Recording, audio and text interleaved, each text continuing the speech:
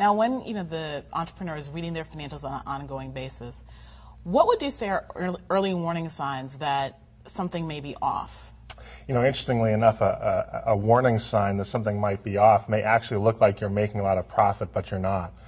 I've worked with a lot of companies that have shown lots of sales on the profit and loss of the income statement, but then you look at the accounts receivable and you see that it's a disaster. You see that there are lots of accounts receivable that are have been aged significantly, or if you go into the actual purchase agreement, you can see that there isn't as much of a compulsion on the part of the buyer to pay. And sometimes you get that because salespeople are trying to meet a quota. Sometimes you get it because a company's acting desperately. Sometimes you get it just because the company has some sales processes that need to be looked at and tightened up. So that's one warning sign. The second warning sign is directly from the cash flow statement. If you see, for example, that there is a consistent negative change in your cash coming in, that tells you that something's wrong. You got to find out where it's coming from, and you typically have to find it out fast unless you're a millionaire and can just support the company with your own funds. But if the company is independent, has to be self-sufficient, the cash flow statement is going to be an early warning sign. And then finally, that sales report is really important. It's important to understand when you're generating leads, how many of those leads are actually turning into sales. And one warning sign, for example, might be if historically you've had a very broad base of leads with maybe what might be considered moderate sales per lead, and all of a sudden you see a shift to lots of leads that are going to be very big, that's something you need to look at very carefully, because that can be a sign that salespeople are starting to try to reach for the low probability but high dollar volume sales, kind of the home run effort, if you will. And just as in baseball, often if you go to the plate trying to hit a home run, you're much more likely to strike out. In sales, that happens also, and you need to understand what the quality of those leads really is.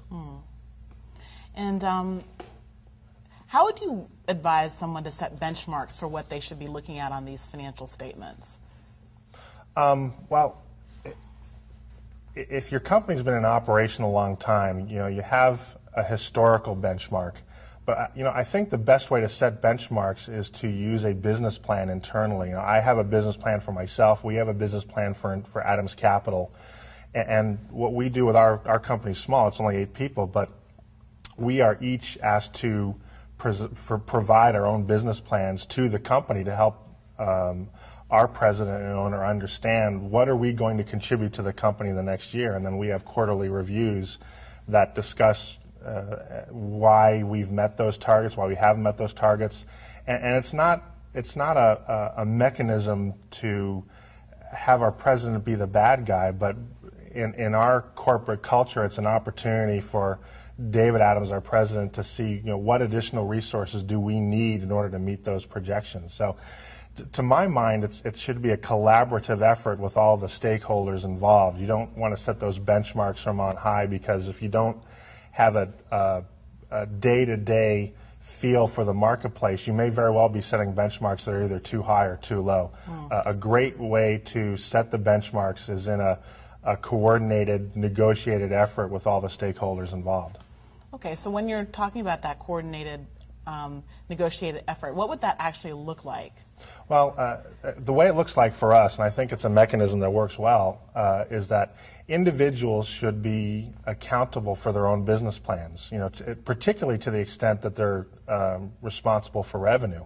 If you're going to bring in revenue, the company is dependent on that revenue, and they're making capital decisions, hiring decisions that are dependent on you making those numbers. And what's important is a bottom-up approach, not just, I'm going to sell $5 million of product this quarter, but rather I'm going to generate this number of leads, and this number of leads are going to be converted into prospects, and this percentage of prospects will be converted into presentations, and presentations to proposals, and then proposals to an ultimate sale. And then what is your plan for generating those leads? Does that make sense? And it's a very tedious process, but it's also a process that gives you a lot of control over the outcomes and a lot of accountability. There's a book that I like to use called Close More Sales by Mike Stewart, who's here in the Atlanta area.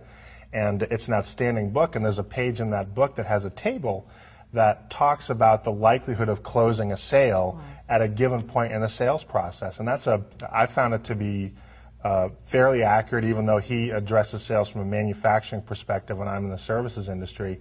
But having some understanding of where each lead is in the process gives you a lot more transparency and ability to predict revenues at that point.